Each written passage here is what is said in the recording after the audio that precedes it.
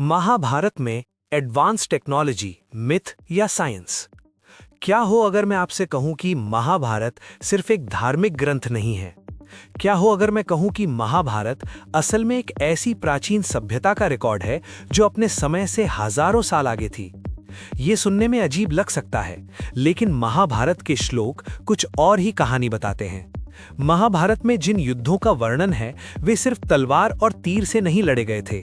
वहां ऐसे हथियारों का जिक्र है जिनका प्रभाव आज की मॉडर्न टेक्नोलॉजी से मिलता जुलता है। सबसे पहले बात करते हैं सबसे रहस्यमयी हथियार की, ब्रह्मास्त्र। महाभारत के अनुसार जब ब्रह्मास्त्र का प्रयोग किया गया तो धरती जल गई, फसलें नष्ट हो गईं, नदियों का पानी जहरीला हो गया और उस क्षेत्र में कई पीढ़ियों तक जीवन प्रभावित रहा। आज के समय में ऐसा प्रभाव हमें कहां देखने को मिलता है? सिर्फ और सिर्फ न्यूक्लियर वेपन्स में। रेडिएशन, बंजर जमीन, पीढ़ियों तक असर। तो सवाल उठता है, क्या ये सिर्फ एक कल्पना है या फिर ये किसी ऐसे हथियार का वर्णन है जिसे हम आज न्यूक्लियर वेपन कहते हैं? अब जरा सोचिए, हजारों साल पहले अगर ये सिर्फ कहानी थी तो इतना सटीक विवरण कैसे संभव हुआ? अब बात करते हैं एक और चौंकाने वाले तथ्य की। संजय। कुरुक्षेत्र युद्ध के दौरान संजय युद्ध भूमि में मौजूद नहीं थे, फिर भी वे हर पल की जानकारी राजा धृतराष्ट्र को दे रहे थे। वे बता रहे थे कि कौन सा योद्धा कहां खड़ा है, कौन सा हथियार चलाया गया और युद्ध में क्या हो रहा है। आज के समय में हम इसे क्या कहते हैं? Live telecast, satellite monitoring, remote vision.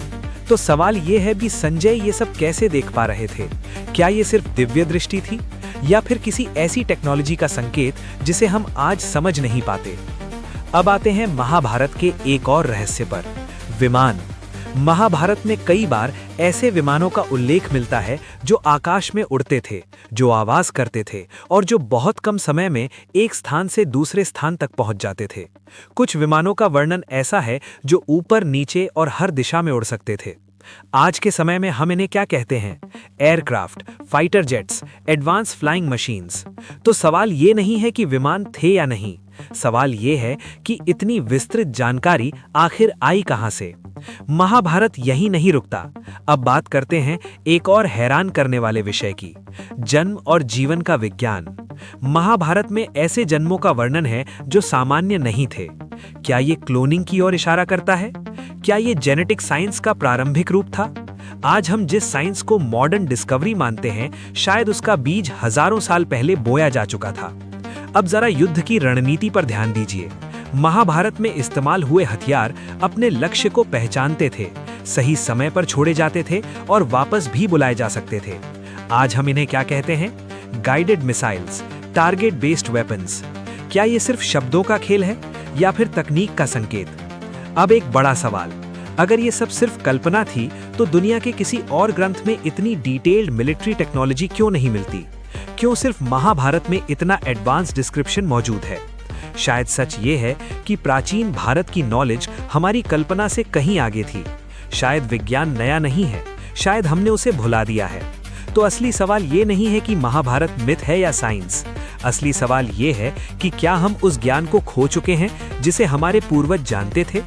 क्या महाभारत एक धार्मिक कहानी थी या फिर भविष्य के लिए छोड़ा गया एक चेतावनी भरा रिकॉर्ड? शायद महाभारत हमें ये बताने आई थी कि जब ज्ञान का गलत उपयोग होता है तो विनाश तय होता है, और शायद आज का विज्ञान उसी रास्ते पर चल रहा है। अब फैसला आपके हाथ में है। क्या महाभारत सिर्फ एक कथा है या फिर एक भूली हुई एडवांस सिविलाइजेशन की सच्चाई? क्योंकि कभी-कभी इतिहास कहानी बनकर नहीं आता, वो संकेत बनकर आता है और हम उसे समझने में देर कर देते हैं।